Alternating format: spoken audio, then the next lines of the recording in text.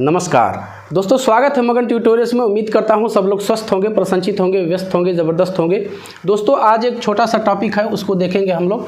घातांक या फिर जोड़ के प्रश्न में इकाई का अंक हम कैसे पता करेंगे, और जो दूसरा हमारा पॉइंट होगा दोस्तों वो होगा घातांक या फिर घटाने के प्रश्न में इकाई का स्थान हम कैसे पता करेंगे।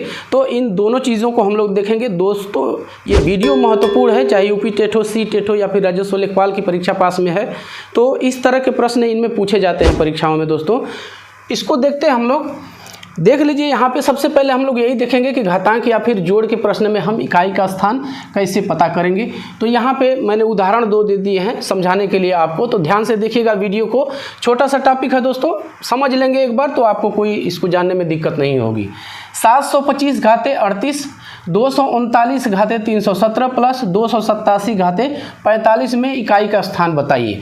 अब उसको क्या करना पड़ेगा, जैसा कि मैंने आपको पहले नियम में बताया था कि यदि किसी घातांक के आधार के इकाई का अंक यदि 0, 1, 5 या फिर 6 में से कोई संख्या हो, तो घात चाहे जो भी उस पर लगी हुई हो, सीधे यही संख्या यहाँ पे आ जाएंगे।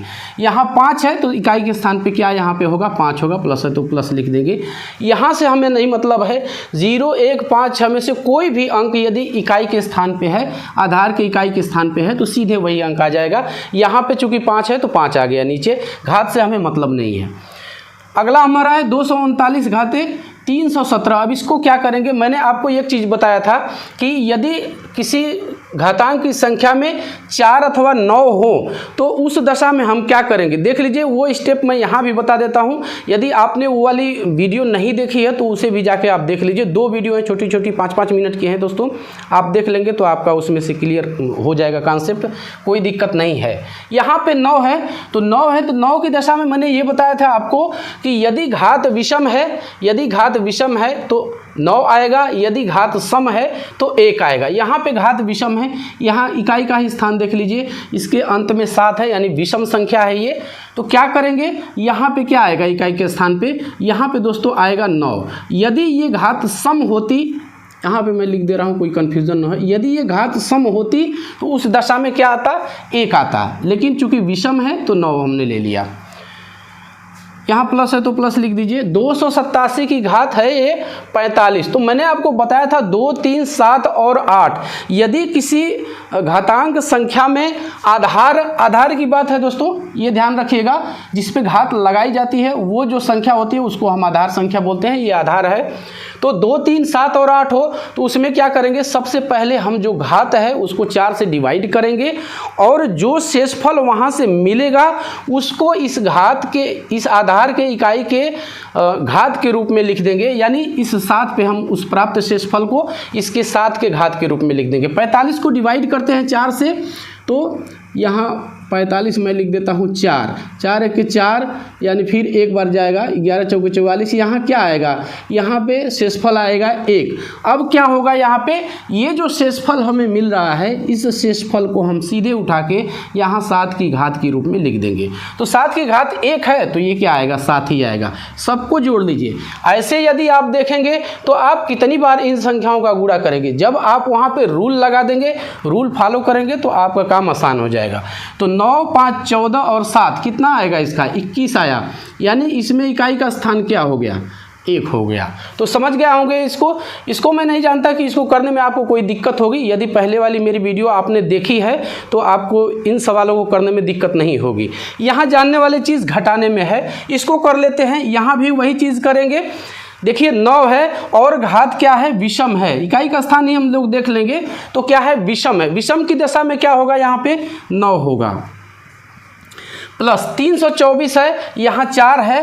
4 की दशा में मैंने बताया था दोस्तों कि यदि घात सम होगी तो 6 आएगा, यदि घात विषम होगी तो 4 आएगा। यहाँ घात विषम है, 4 आ गया। अब इसको जोड़ लीजिए, 9, 4, 13। इकाई का स्थान क्या आ गया, 3 आ गया। तो ये हमारा आंसर हो जाएगा। मैं नहीं समझता कि आपको कोई दिक्कत है। दिक्कत आपको यहाँ हो सकती है घटाने वाले प्रश्न में। जोड़ वाले प्रश्न अगर इस तरह से घातांक के साथ दे दिए जाते हैं तो आप दिए गए जो नियम मैंने आपको बताया हूँ मैं, वो नियम आप फॉलो कर लीजिए, उस नियम को अप्लाई कर दीजिए, आपका आसानी से वो इसका इकाई का स्थान आ जाएगा। यहाँ घातांक या फिर घटाने के प्रश्न में हम इकाई का स्थान कैसे बताएंगे। एक चीज़ दोस्तों, एक चीज़ आप याद रखिएगा, इस तरह के प्रश्नों को करने के लिए ध्यान दीजिएगा, हमेशा बड़ी संख्या की इकाई में से छोटी संख्या के इकाई को हम घटाते हैं। हमेशा घटाने के प्रश्न में जानते हैं कि एक संख्या बड़ी होगी और दूसरी वाली संख्या छोटी होगी, तो बड़ी संख्या की इकाई में से छोटी संख्या की इकाई को हम घटाएंगे। यदि नहीं घटता है तो फिर हम उधार ले लेंगे। यहाँ पे मैं एक लाइन लिख देता हूँ, हमेशा, यही याद आप रखेंगे, इस सवाल में आपको दिक्कत नहीं होगी। हमेशा बड़ी संख्या के इकाई में से छोटी संख्या की इकाई घटाएंगे। छोटी संख्या की इकाई घटाएंगे। अब छोटी संख्या की इकाई घटाएंगे, यदि नहीं घटता है तो हम क्या करेंगे, वहाँ दोस्तों उधार ले लेंगे। चलिए सवाल करते हैं हम।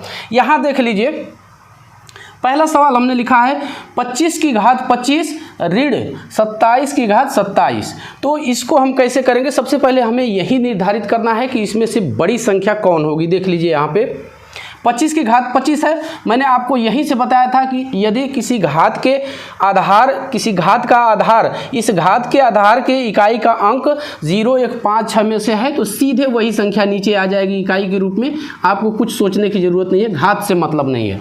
2, 3, 7 और 8 की कंडीशन में क्या मैंने बताया था, 2, 3, 7 और 8 घात को सबसे पहले 4 से डिवाइड करेंगे और जो भी अंक आएगा उसको इस आधार के इकाई के घात के रूप में उसको लिख देंगे हम। तो 27 है तो 27 को डिवाइड कर दीजिए, 27 बहुत ये है तो 4 सत्ते 28, 4 सत्ते 28, 4 छक्का 24 होगा, 4 छक्का 24 यानी घात कितना इसका आया, 3 आया। इसका जो शेषफल आएगा वो 3 आएगा। इस 3 को हम क्या करेंगे, इस 7 की घात के रूप में लिख देंगे।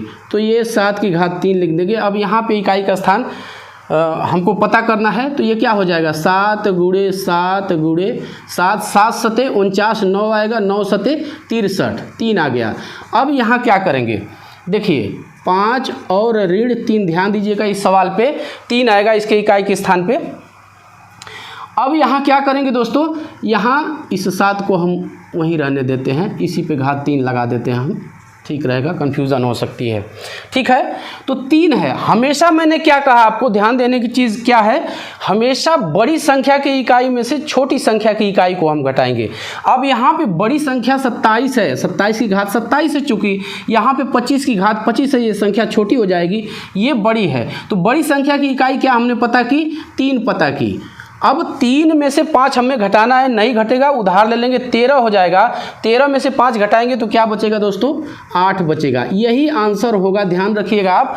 हमेशा बड़ी संख्या की इकाई में से छोटी संख्या की इकाई हम घटाएंगे। 25 की घात 25 ऋण 27 की घात 27 में इकाई का स्थान क्या होगा, तो वो 8 होगा। ये चीज़ हमें ध्यान में रखनी है।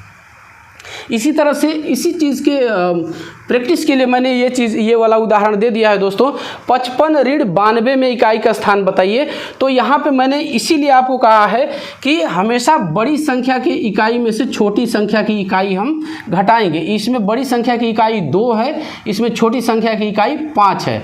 तो अब क्या करेंगे, इस 2 में से 5 को घटाएंगे, 2 में एक उधार लेंगे तो ये 12 होगा, 12 में से 5 घटाएंगे तो इसके इकाई का स्थान क्या आएगा दोस्तों, ये 7 आएगा। यही आपका उत्तर होगा, ध्यान रखिएगा। इसीलिए मैंने इस चीज़ को एक लाइन यहाँ पे लिख दिया है ताकि आपको समझने में आसानी रहे, कोई दिक्कत नहीं होगी।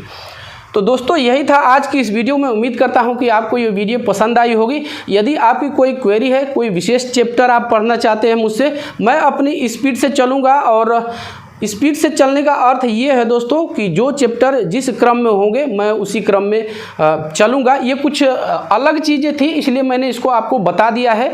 और यहीं पे जानकारी के लिए आपको मैं बता देता हूँ कि हिंदी के लगभग पूरे पाठ्यक्रम पे दोस्तों जो भी निर्धारित है पाठ्यक्रम यूपी टेट, सी टेट, राजस्व लेखपाल या फिर शिक्षक भर्ती सुपर टेट के लिए, तो उसके आधार पे उस पर आधारित वीडियोज़ मैं अपलोड कर चुका हूँ पूरे पाठ्यक्रम पे। पूरे क्रम से है दोस्तों, मैंने ये नहीं देखा है कि कौन सा टॉपिक ज़्यादा ट्रेंडिंग में चल रहा है, कौन सा ज़्यादा सर्च हो रहा है। इससे मेरा मतलब नहीं रहा है। जो एक ऑफलाइन कोचिंग में एक टीचर अपने बच्चों को बैठा के पढ़ाता है, उसी हिसाब से मैंने पूरे पाठ्यक्रम को कवर किया है। प्रमाणिक वीडियो हो, आपको यदि आप देखेंगे उनको तो आपको निश्चित रूप से फ़ायदा होगा। आज के लिए इतना ही, मिलते हैं अगली वीडियो में। तब तक के लिए नमस्कार, वंदे मातरम।